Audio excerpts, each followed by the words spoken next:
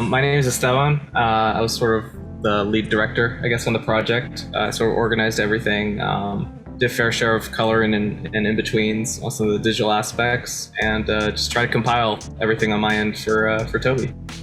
Hi, I'm Andrew.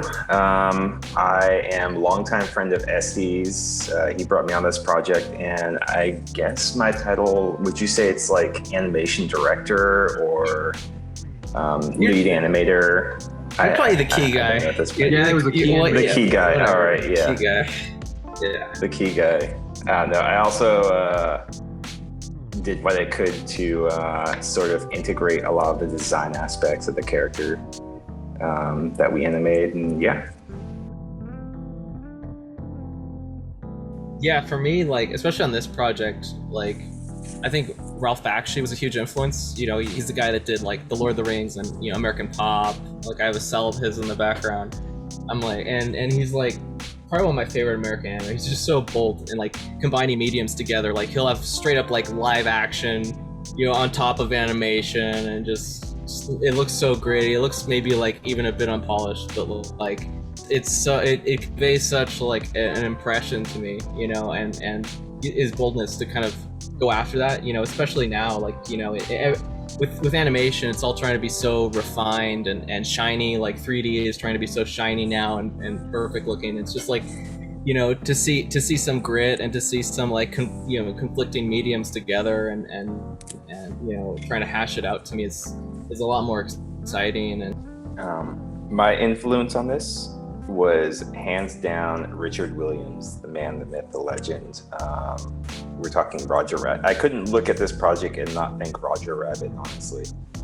It's like, obviously it doesn't hold up in comparison, but like that was what my whole mind thought was. And in fact, to sort of prep for this, and I always, every time I was doing a shot, the first thing I do is go back to a chapter in Animator Survival Kit, and that was pretty much key to me getting through this process, honestly, was the Animator Survival Kit.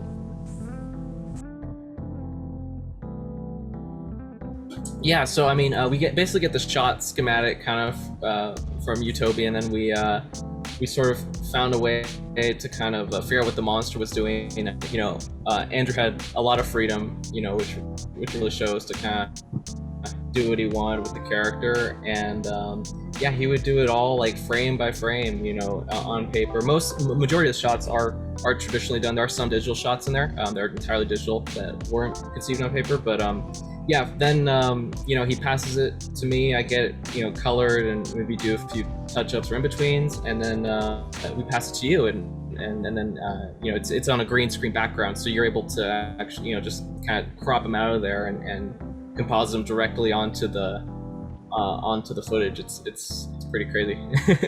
Always wanted to do that. My work on this was absolute chaos. I had to like I said, it felt like a lot of it was shots in the dark, except for his stances. I tried to make sure that since most of Monster's shots were going to be on the shoulder, that they actually had to line up or at least feel believable and grounded, that they were on his shoulder. So there's a lot of you'll notice his stance is always tilted one way or another to sort of accommodate for that. Yeah. Outside of that, my process was to just start off kind of slow. You'll notice that some of the first few shots are simple loops, and that was probably the best way to sort of get my feet wet. And then from there, in the middle of some of the loops, like the very beginning one where he's eating cereal, I would throw in some small details with the cereal just to kind of give it a little bit more dimension than was necessary in some cases. I remember talking to Esteban about that. Yeah, because I was like, I just want to be, you know, like a bowl of nastiness, you know, like they're both, you know, there's this whole parallel aspect to like the little monster and Apek, you know, and they're, at least at the very start of it, you know, they're kind of on a very similar journey, especially because he's latched on to him so much. But yeah, I think that opening shot gets me every time. It's probably like my favorite. Well, I have a bunch of favorite shots, but that's probably my favorite shot because it's like to see that the first time, as that was like the first shot that was put together, was a quite magical moment, something really pretty fantastical to see. So that one has always been a really standout moment for me. Me too. Yeah. It was really interesting. I didn't get a chance to tell you, but Amy actually has very similar passions when it comes to 2D. So the fact that, you know, all three of you guys kind of like came together to kind of like promote this, you know, the old school methods, was actually kind of like a weird happenstance. So it's actually really cool that you all kind of shared that very similar philosophy. Any chance I get to have an excuse to jump on the light box and, you know, kind of put my nose to the grindstone again is always welcome, especially when it's this passion project. The small stuff really is what I kind of draw myself to, because there's more intimacy behind it. There's more chances to kind of be a little more creative and be a little more flexible on it. Any chance we can to be like preserve 2D, it's sort of ingrained right now at this point. Yeah. But no, thank you for, you know, especially you, cousin. You know, you do all the work compiling, directing, and putting everything together, man. A big hats off to you. I'm really proud of how it turned out. I am too, man. And I'm really grateful. As I don't know if I started, but Esteban is my cousin. We've known each other all our lives. Yeah. Oh my God! Oh shit! Look, I got a picture right here of us together. It's literally both of us. Yo, our family's gonna love that. If I was wearing that now in the streets of LA, that should be hot. That's a good shirt right there. Yeah, and I'm the Buddha cheeks.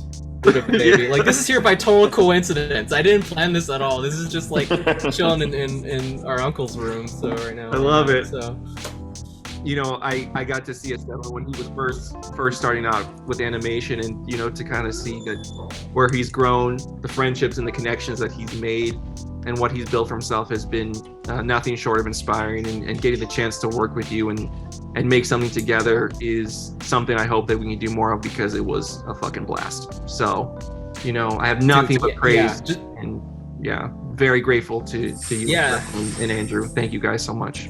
Of course.